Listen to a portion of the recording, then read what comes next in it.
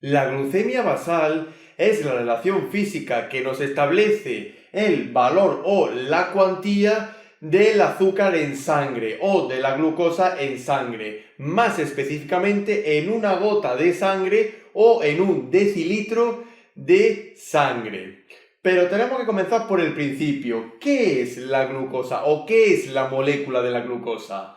La molécula de la glucosa, donde podemos observar aquí la representación tridimensional de la propia molécula, es una de las biomoléculas que pertenecen al elenco de la vida o que forman parte de la vida. Más especialmente la glucosa está considerada como uno de los biocarburantes de los seres vivos, por no decir el más importante. ¿Por qué la glucosa es uno de los biocarburantes de la vida?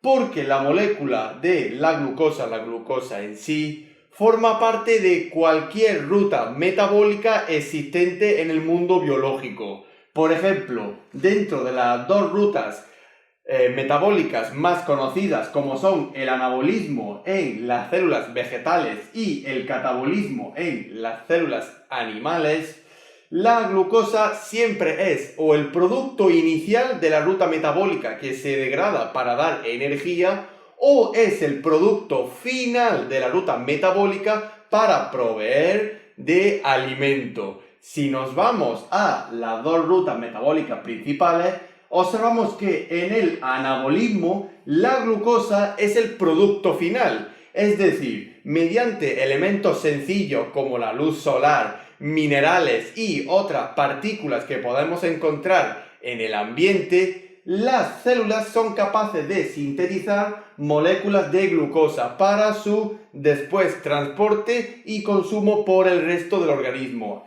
Dentro de las rutas anabólicas o del anabolismo encontramos las células vegetales, es decir, las plantas, los árboles, los arbustos.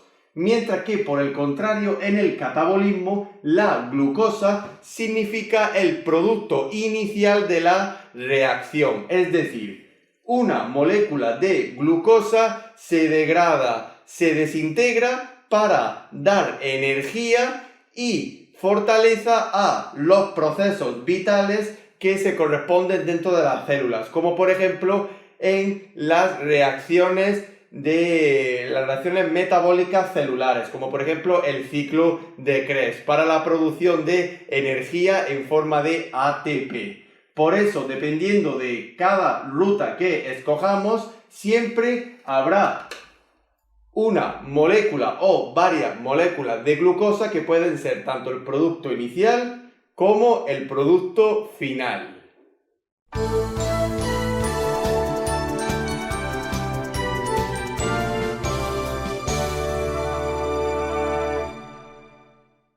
La glucemia basal suele tener unos valores estándares que no varían mucho entre máximos y mínimos, pero recordemos que cada cuerpo es un mundo, cada ser vivo es diferente del uno del otro, incluso dentro de una misma raza o especie.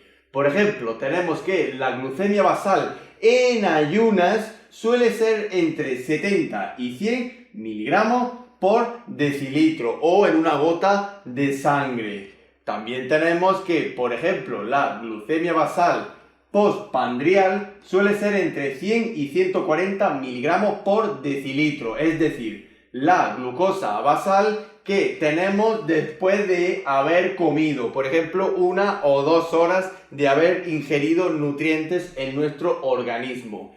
Sin embargo, el valor normal, que suele ser entre 70 y 100 miligramos por decilitro, puede sufrir variaciones tanto en los máximos como en los mínimos.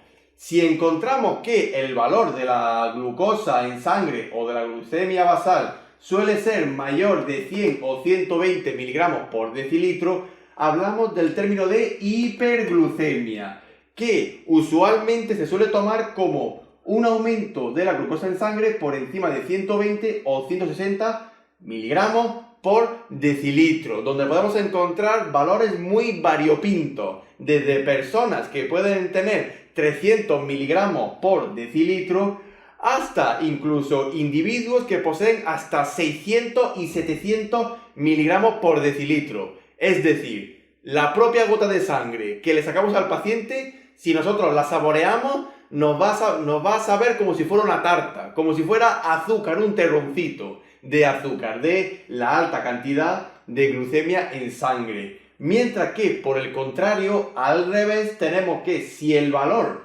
de la glucemia basal baja de 70 miligramos por decilitro o en gota de sangre, nos encontramos ante una bajada de azúcar o hipoglucemia, la cual la podemos encontrar de dos tipos. La hipoglucemia leve, que suele ser entre 50 y 70 miligramos por decilitro, donde podemos encontrar un montón de síntomas que iremos viendo en vídeos posteriores. Y por último tenemos la hipoglucemia crítica, que suele ser por debajo de 50 miligramos por decilitro, donde ya entran síntomas como los desmayos, los mareos, las pérdidas de conciencia o inconsciencias, incluso hasta las propias paradas cardiorrespiratorias.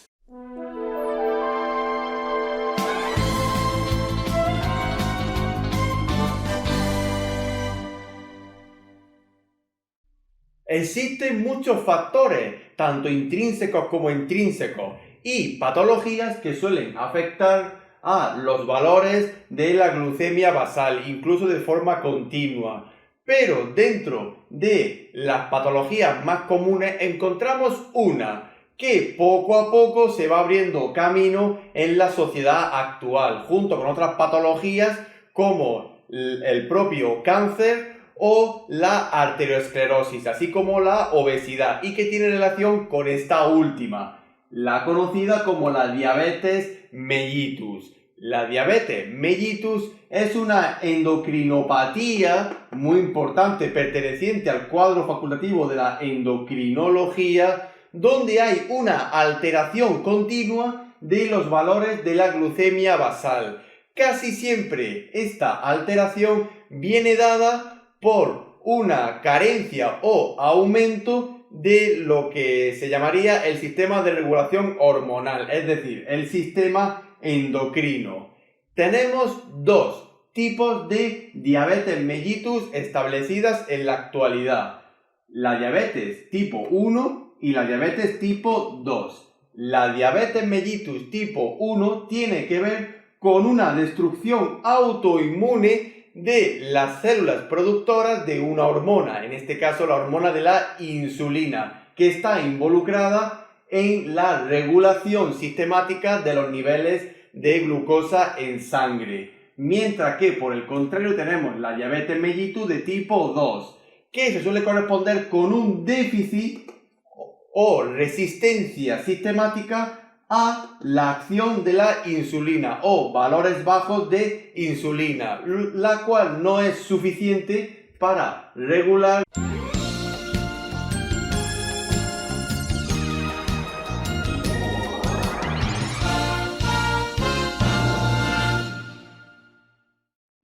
Anteriormente hemos mencionado varios conceptos que ahora vamos a terminar de aclarar. En primer lugar, hemos mencionado que la regulación de la glucemia basal viene dada por el sistema endocrino, es decir, por el cuadro facultativo externo de endocrinología.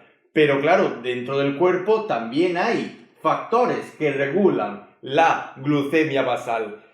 ¿Cuál es el principal centro regulador de la glucemia basal o del azúcar en sangre? Un órgano. Justamente un órgano bien escondidito que pertenece como glándula aneja al sistema digestivo y que se conoce como el páncreas. El páncreas está formado por varias células donde especialmente podemos encontrar unas pequeñas islas que, vistas al microscopio, parece que están como aisladas.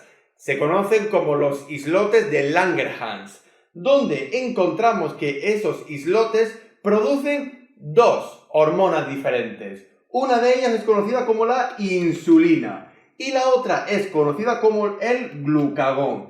La insulina y el glucagón tienen acciones antagónicas sobre la glucemia basal o el azúcar en sangre. La acción de la insulina es disminuir la cantidad de glucosa en sangre, es decir, promueve la salida del azúcar de la sangre para entrar en los tejidos, por ejemplo, en la gluconeogénesis del hígado y su uso en, por ejemplo, estructuras como los músculos o el propio cerebro. Mientras que, por el contrario, tenemos la hormona del glucagón, cuya acción sobre la glucemia basal es aumentar los niveles de azúcar en sangre. Por ejemplo, promoviendo la glucólisis en el hígado y aumentando los niveles de azúcar en sangre. Es decir, saca el azúcar de las células para enviarlo a la sangre y la sangre lo distribuirá por el cuerpo en la zona donde más se necesite. Pero claro, ¿cuál es el problema? Que puede haber trastornos donde estas dos hormonas pueden estar comprometidas. Uno de esos trastornos es justamente conocido como la patología de la diabetes mellitus, que especialmente tiene que ver con los trastornos de la hormona insulina. Si recordamos lo que hemos explicado hace unos instantes, sabremos que para las hiperglucemias, las subidas de azúcar en sangre, se requerirá la hormona insulina, mientras que por el contrario, para las hipoglucemias necesitamos subir los niveles de azúcar en sangre, por lo tanto podemos utilizar la alternativa de la hormona glucagón. Existen muchísimos tipos de hormonas insulínicas y de glucagón, más mediante los procesos de biotecnología e ingeniería genética, que poco a poco van avanzando más y estableciendo nuevas metas en el tratamiento de enfermedades crónicas, como por ejemplo la diabetes mellitus. Atendiendo a la insulina, la hormona insulina, que es la más conocida dentro de las alteraciones de la glucemia basal, encontramos que hay 3 tipos de insulinas. Las tenemos de tipo rápidas, de tipo medias y de tipo lentas. Por ejemplo, dentro de las insulinas de tipo rápidas encontramos bajo el nombre comercial de la Apidra, el Actrapid y la Novorapid. Las insulinas de tipo rápida suelen tener un inicio a los 10 o 15 minutos de su inyección.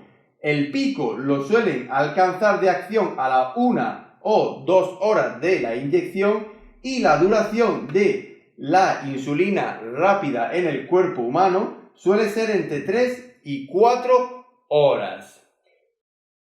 De insulinas de tipo medias encontramos la Humalog y la Humulina, donde encontramos que las insulinas de tipo medias tienen un inicio de acción a la hora o 2 horas de su inyección corporal. El pico de su acción lo suelen alcanzar entre las 4 y las 8 horas. Y por último tienen una duración aproximada de 12 horas o mediodía en el cuerpo humano. Y por último tenemos las insulinas de tipo lenta, donde encontramos nombres comerciales como la insulina Lantus o la Levemir. Las insulinas de tipo lentas suelen tener un inicio de acción de a la hora o un par de horas tras su inyección corporal. No suelen tener un pico de acción, es decir, permanecen en el cuerpo hasta su excreción o desaparición, y la duración suele ser entre 16 y 24 horas. Tienen un espectro de acción diario. Dependiendo de el diagnóstico endocrinológico y la decisión de los cuadros de facultativo de endocrinología, utilizaremos en nuestros pacientes unas u otras tipos de insulina. Por ejemplo, si tenemos un paciente que sufre un aumento repentino de la glucemia basal, por ejemplo, una hiperglucemia en un paciente de diabetes de tipo 2, lo más lógico será utilizar una insulina de tipo rápida, por ejemplo, de tipo Apidra, Actrapid o Novorapid. Mientras que, por el contrario, si tenemos un paciente que, por ejemplo, ha sufrido una bajada de azúcar, una hipoglucemia severa y tenemos, por ejemplo, glucagón a mano, se lo podemos inyectar perfectamente para observar la subida de azúcar. Y si, por ejemplo, tenemos un paciente que recibe tratamiento prolongado por una diabetes mellitus también de tipo 2 por déficit de insulina, ese paciente le podemos instruir a que se ponga insulina de tipo lenta y en vez de inyectarse 3 tomas diarias, se puede inyectar una sola toma que le dura todo el día. Pero siempre hay que consultar a vuestro médico de cabecera, leer siempre los prospectos de las insulinas y siempre atender tanto al facultativo como al farmacéutico ante cualquier duda que nos surja sobre el tratamiento.